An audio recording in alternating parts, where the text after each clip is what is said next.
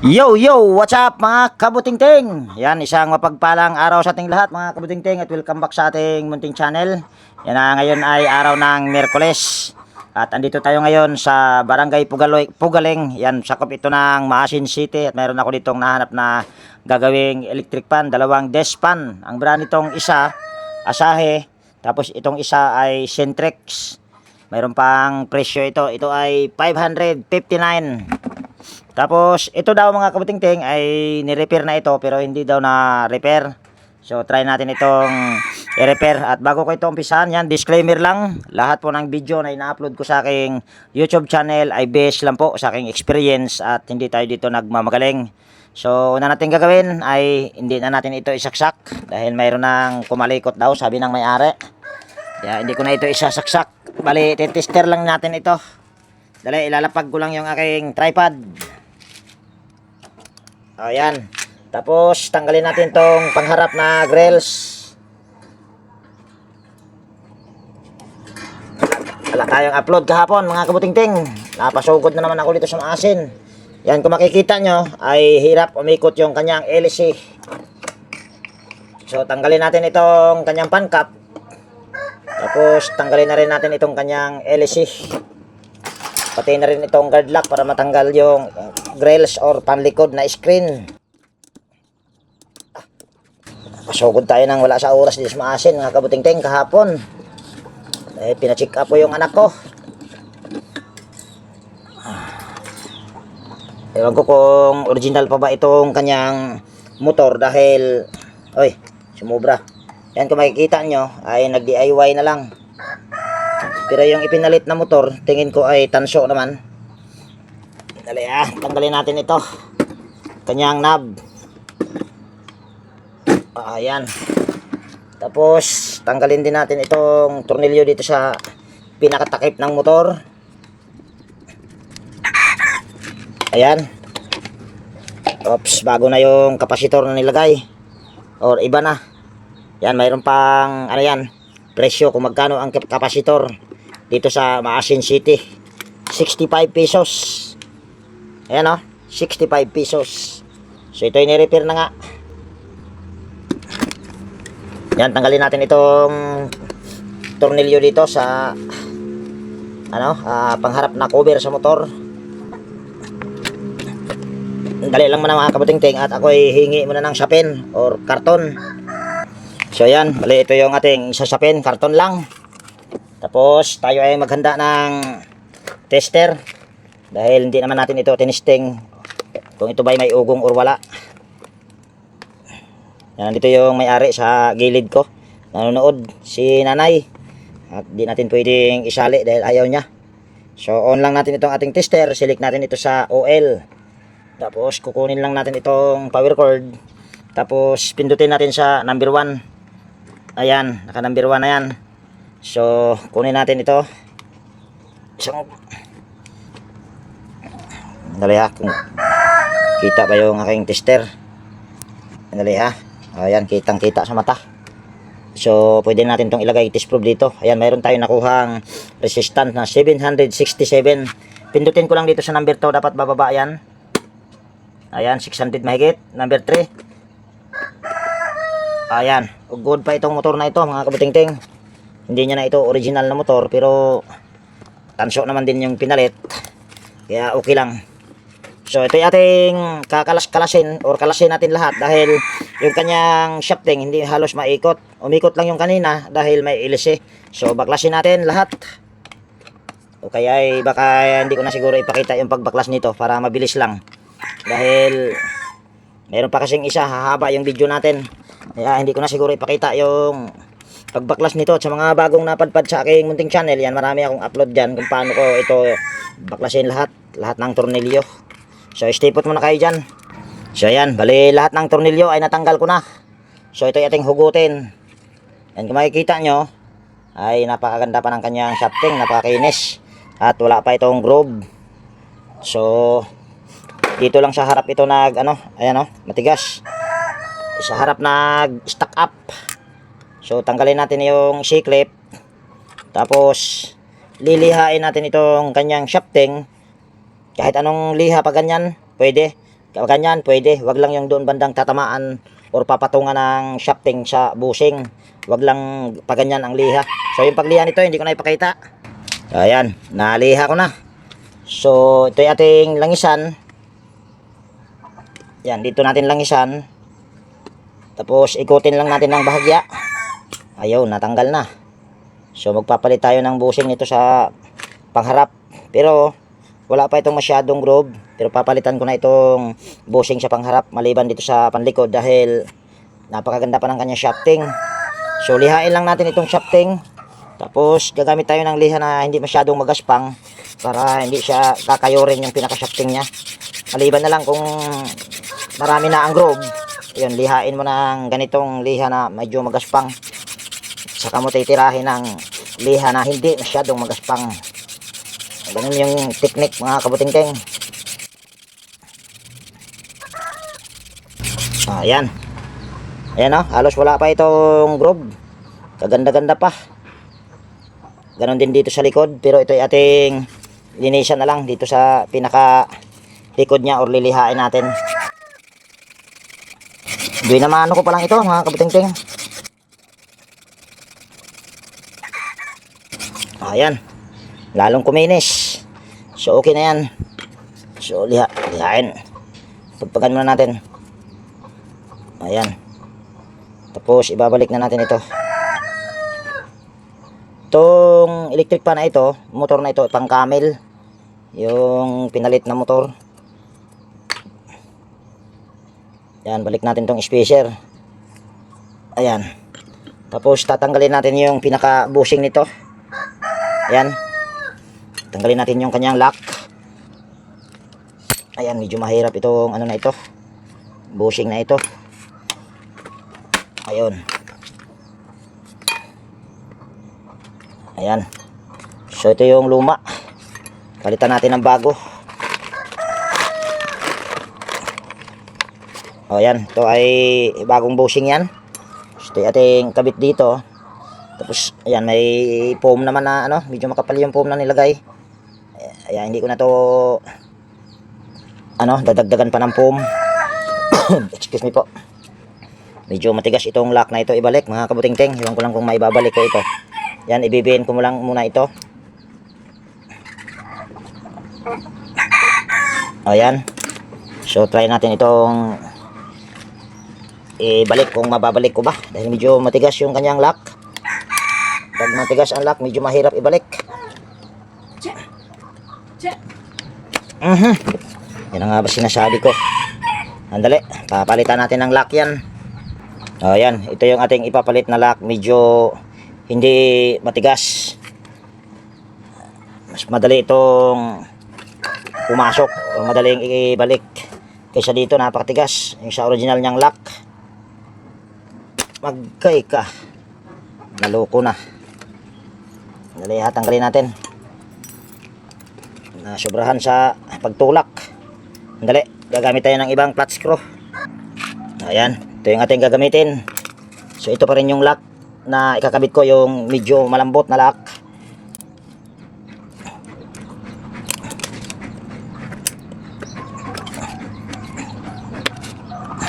Tutukin natin.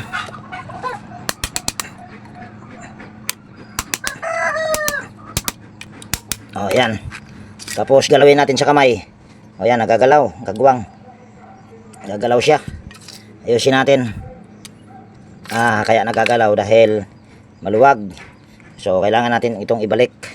Minsan hindi ko na ito binabalik basta maganda yung pagkalak doon sa unang lock na nilagay ko. So ito yung ating ibabalik kung magagalaw ko pa yung bushing na yan. O yan. Saka natin galawin sa kamay kung magagalaw pa. O yan. Magagalaw pa siya pero okay na ito. Ayan o, medyo matigas na rin naman. Wag lang yung malambot talaga pagkagalawin mo sa kamay, hindi talaga pwede yon. So babasahin na lang natin yung pinaka-foam dito sa likod. Babasahin natin ng langis. Ayan. Tapos assemble natin ito. Lagyan muna natin ng langis yung shafting kabilaan. Ayan. Tapos salpak natin ito. Dali ha, tingnan muna natin kung mayroon ba itong play. Ayan, mayroon. So okay ito. So balik na natin yung mga tornilyo. Tapos mamaya ay titignan natin yung kapasitor, kung yung kapasitor na yan ay okay pa. So balik lang natin itong mga tornilyo nya. Yan, shout out ko lang pala yung nagpagawa sa akin kanina sa Mango Delight. Yan, mega love shout out po sa inyo. Salamat po sa inyong tiwala na ako po ang inyong pina-repair sa inyong electric pan kanina. At shout out po sa lahat ng aking mga silent viewers, organic viewers. Mega love shout out po sa inyo at ganoon din sa mga kaibigan ko sa YT at sa mga bagong subscriber ko. Yan, mega love shout out po sa inyong lahat. Ayan. Okay, very well. Pero i-align lang natin ng konti lang. Ayan. Tapos check natin yung kanyang kapasitor kung ito ba ay okay pa. Hindi maganda yung pagkalagay sa kapasitor. Kaya ayaw kong kalimitan na gumamit ng electrical tape dahil hindi maganda yung pagkapulupot o kumakalas. So ang nilagay dito na kapasitor ay 1.5 microfarad. So yan ang ating i-tester kung ayan ba ay okay pa. So maganda lang muna ako ng tester. Ayan, ito yung ating tester. On natin ito. Tapos select natin ito sa capacitance. Ayan. So ito yung ating i-tester kung ito ba ay 1.5 pa ba. Ayan, good pa itong kapasitor na ito mga kabutingting dahil nakakuha pa tayo ng 1.5 microfarad. So ibig sabihin good pa. So ito yung aking connect lang dyan para dali, pakita ko na lang para dali ha. Ayan, bali gagamit tayo ng shrinkable tube spaghetti. Ayan, yan yung ating gagamitin. Sa halip na ang gagamitin natin ay electrical tape, yan na, mas maganda yan, hindi kumakalas. Balatan muna natin tong wire dahil maiksi. Ayan, tapos lagyan natin ito ng spaghetti. Ito, kahit magkabaliktaran ang wire, yung itim ay mapunta sa pula, okay lang, walang magiging problema yan. Ayan. Ayan, tapos bali ito ay ating tornilyo na yan dyan, itong kapasitor. Okay, balik natin ito. Ayan, tapos saksak ko lang dito. Ayan ay naka number 1 lang. Ayan, saksak ko lang dito yung ayan, umaandar na mga kabutingting. Ayan kaso yung ilisay nito medyo may kabigatan dahil makapal ang ilisay nito. Try na lang natin yan kung ayan ba ay kaya niyang i-drive. Medyo maliit kasi ang motor na ito. Pero itong motor na ito nakalagay dyan ay pang rin, pang 16. Kaso ay wala na yung tornilyong kagwang Dali ha. Ayan, ito na lang tornilyo ang natin gamitin dahil di ko na malaman kung saan ko nalagay yung tornilyong kagwang. Mamaya pag nagligpit ako magpapakita yon, ungas na yon. Ayan. Tapos lagay muna natin ito, kanyang washer. Yan, kaya ko nga pala nasabi na pang camel ang nito, motor, ay kung makikita nyo yung kanyang liig, yan camel ito. Bali ito ay ni-repair na rin kasi. Kaya ating tornilyo lang yung swing arm. Ayan. Tapos yan, malinis. Tornilyo na natin ito.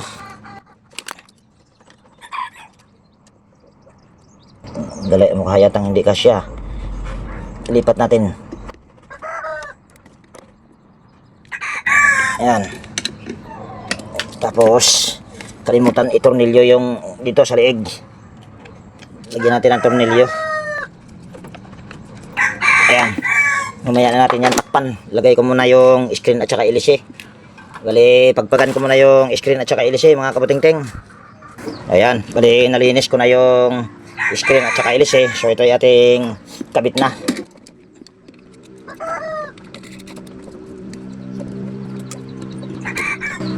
Tapos ilalagay lang natin ito para tumaas or kaya ito na lang.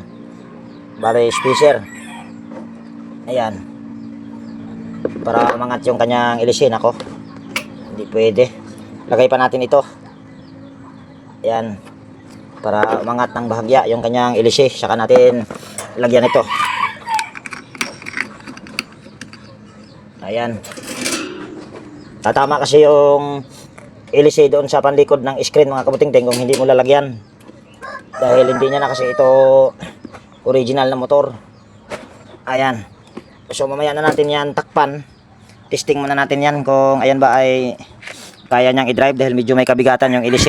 Itong motor na ito maliit lang pero pang 16 inches din pero banana type siguro ang gamit na ilisi nito kung hindi ako nagkakamali or kung ganito man na ilisi ay ano tawag niyan medyo magaan lang. So saksak ko lang dito yung power cord. Ayan, umaandar na siya.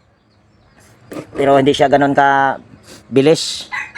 Pero yung hangin, medyo maganda ang buga ng hangin. Tapos medyo may tama din yung kanyang LC dahil ayan kung makikita nyo, para siyang gumigiwang-giwang. Lagay natin sa number 2. Ayan. Yan, bumilis ng bahagya. Pero malakas ang buga ng hangin dahil makapal yung LC. Ayan o. Ayan o, medyo makalampag yung kanyang ano niya mga kabutingting. Kanyang LC. Siguro may tama ang LC nito. Ayan, nakaisa na tayo. Tapos takpan natin yan. Bale, ang ginawa ko lang dyan ay nagpalit lang ng bushing sa pangharap mga kabutingting. Dali, lilinisan ko pa pala ito ang kanyang takip. Ayan, linis na yung takip. Tapos kung makikita nyo ay kung bakit nagkaganito nito, siguro itong kanyang swing arm ay sumasaya dito pagka nagsiswing. Kaya ang ginawa, ayan, nagiging ganito. Ay, yan ang nagiging ganito siya. Para hindi umano yung swing arm sumabit. Tapos yung ito pang wire ay dito na inilagay sa likod. Dapat dito sa ilalim ng ito. Dito. May butas kasi yan dyan. Kaya dito na siya nilagay. Pero okay lang yan. Diskarte rin sa gumawa niyan. Basta magamit ay sige. Pero dapat pagka ganyan, ayusin naman natin para magiging satisfied yung nagpagawa mga kabutingting. Hindi yung pera lang ang iniisip ba.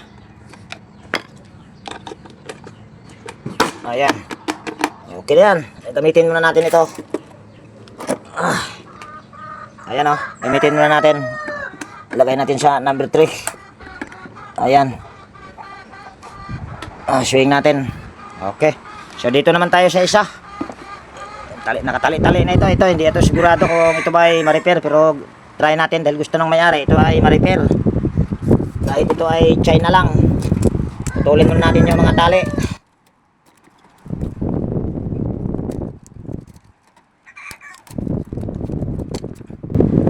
Tanggalin natin yung pangharap na grills para makita natin yung LC kung malambot pa ito.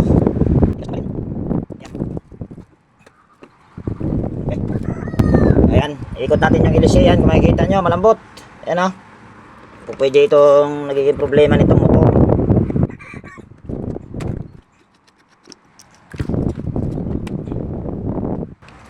Ayan. Tanggalin natin lahat itong kanyang tornilyo. Pero ito, ni-repair na rin ito dahil kulang na ng isang tornilyo.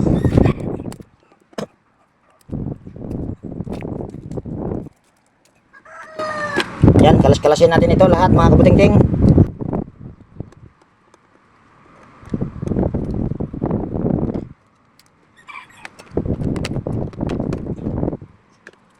Ayan, pagka ganito, may tornilyo ito. Ganitong brand. Tanggalin natin. Tapos, ayan, ni-repair na nga ito. Dahil ayan, may electrical tape na. Dali ha. Ayan, tester muna natin itong dalawang wire na ito kung mayroon ba tayong makuhang resistance. Ayan, on lang natin itong ating tester. Tapos select natin ito sa kapasitans, sa resistance. Bulol. Lipat natin. Ayan, wala tayong nakuha ang resistance mga kabutingting ha. Wala. So try natin itong i-repair. Dahil matumal din. Pagtyagaan ko ito. So gagawin ko nito. Kalasin natin lahat.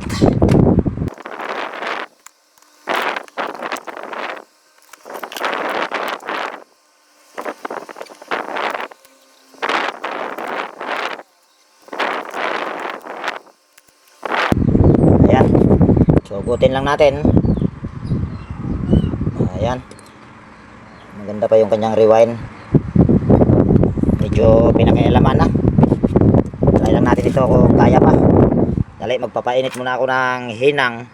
Kung ito ba'y magpapainit muna ako ng hinang, baka kaya pa natin itong i-repair.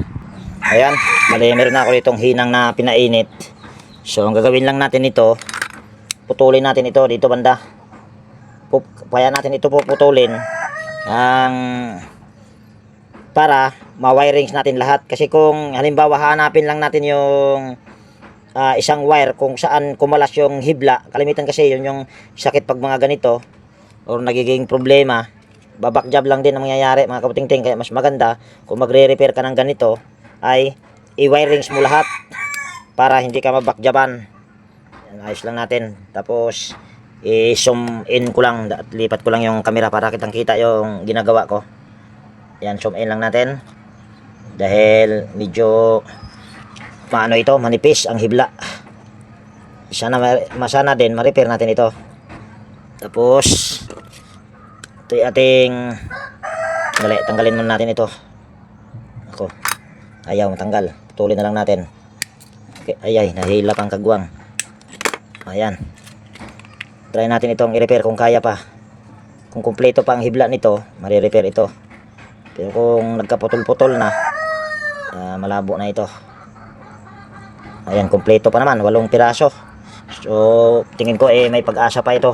Pag-asa Quezon City. Ayan. Ayan, pagka mag-repair kayo ng ganito mga kabuting-ting, dapat lahat i-rewirings nyo. Dahil kung isa lang, magkakaroon din yan ng back job. Yan ang diskarte pag mga ganito ang i-repair.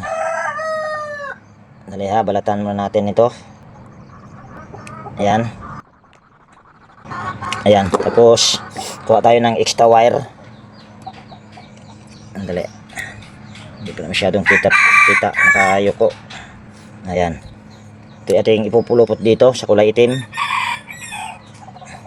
Mamaya na. Hindi maganda.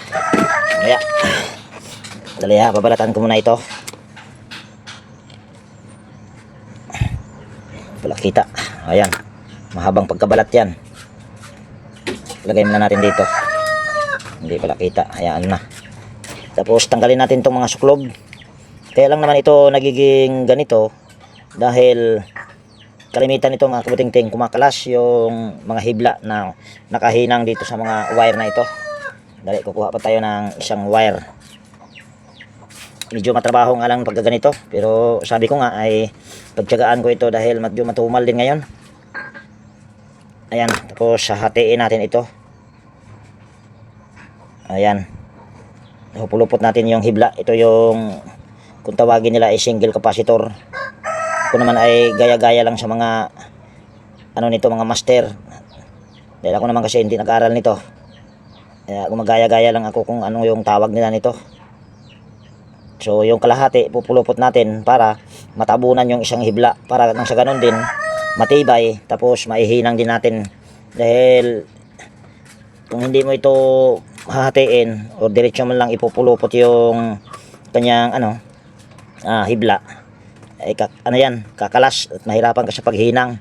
O yan, kaya wala siyang resistance nakuha sa dalawang linyas kapasitor kanina dahil yung isang hibla na nakakabit sa kulay puti ay kumalas. Ito yun So yan, bali ito ating ayos lang. Pagsamahin lang natin yung dalawang hibla. Tapos kailangan nito, yung kamay mo nito ay malambot. Hindi siya, kung sa baga, ano bang tawag dyan ha? Hindi ko masabi hindi ba kasi tayo magaling Tagalog nito. Basta alalay lang ba? Ayan. Tapos ilalagay natin yan sa puti dahil sa puti yan nakalagay. Yan, bali ito ating ipulupot dito pero hindi ko nahahatiin dahil kakaunti ang laman ng mga wire. Ayan. Tapos yan ay ating balutin para mahinang natin. Dalihan, medyo mahirap ganyan lang. Balutin natin para yung hibla Hindi basta-basta kumalas. Ayan. Tapos putulin natin sa karton. Karton. Gunting. Bakit ba nagiging karton ang kagwang? Ayan. Maya natin hinangin lahat. Tapos dito, yung sa hibla sa kulay pula, ilipat natin. Baguhan natin. Ayan o. Halos dumikit lang. Dali ha. Ayan. Kiskisin lang natin yung dulo ng wire. Kahit wag mo na kiskisin lahat. Dahil kung paikot ang kiskis mo nito, puputol. Ayan. Yan na yating sa kulay pula. Pulupot natin sa kulay pula. Ayan. Tapos, puluputan natin ito. Para matibay.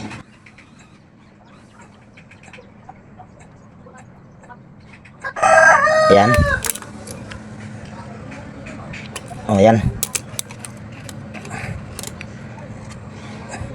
Yan, bali, hindi ko na siguro ipakita yung paglagay pa sa iba.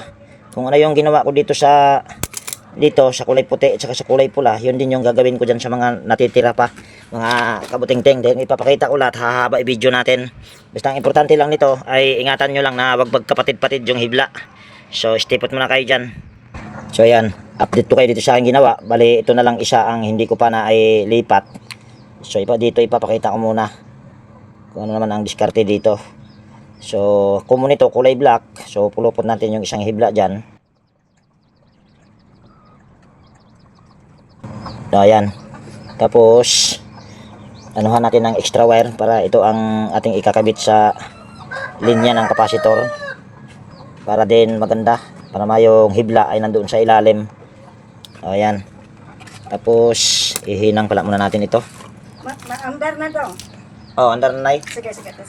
Dali mga kabuting-ting, gusto makita ng may-ari na umaandar na yung una kong pinatay ko kasi dahil hindi ako pagpawisan. Doon na lang sa may-ari, itapat ko ito. Sige na. Ha? Sige na. Dyan na lang sa'yo nay, ayoko mag-electric pan. Malakas. Ha? Gusto yung isa malakas. Sa malakas. Ayan, malakas yan nay. So, inang lang natin ito. Ano ang daton si Bodong? Bahala ka niya nay. Bali, dadalhin daw ni nanay sa Cebu yung una nating ni-repair. Ay, daton. Buwang dali ha, bakit ayaw nito lumusaw? Mahirap pagka dali, linisan ko muna yung dulo ng aking panghinang. Ayan, bali nalinis ko na yung dulo ng aking panghinang. So hinang na natin yung mga dapat hinangin.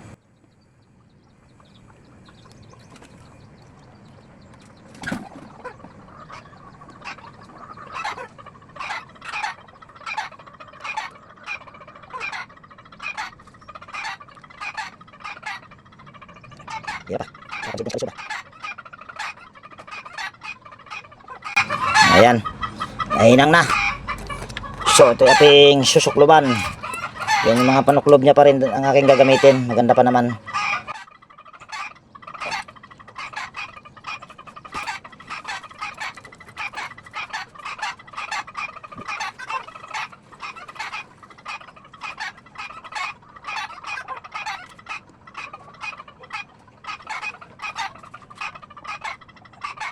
Ayan. Tapos, ito yung ating itali ng cable tie. Yan, bali ito mga kabuting-ting ay wala na itong fuse. Wala din namang fuse nakalagay nito.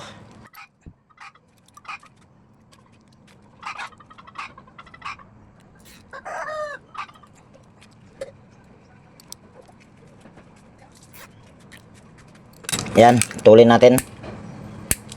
Sana wala tayong napatid. So ngayon ay tester na natin itong dalawang wire na ito. Ito ba meron na tayong makuha ang resistance. Kanina kasi ay wala. Kaya tingnan natin.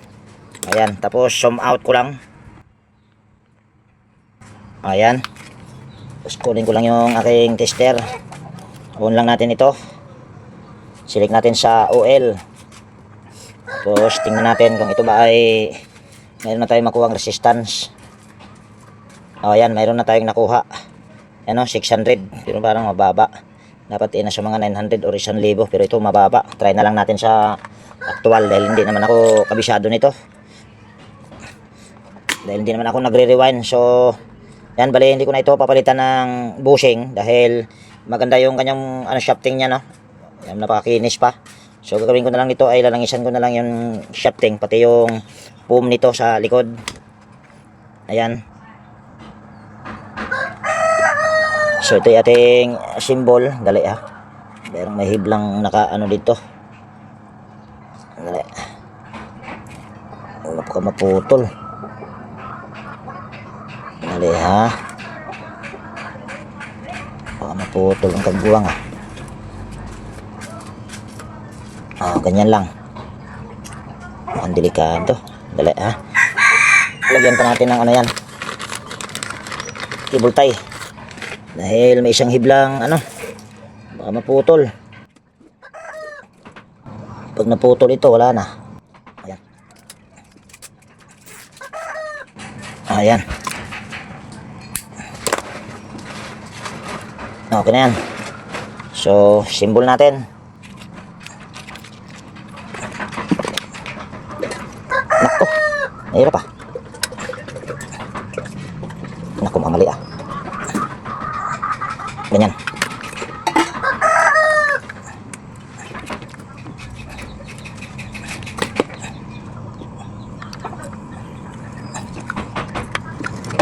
Ayan, tornilyo lang natin ito.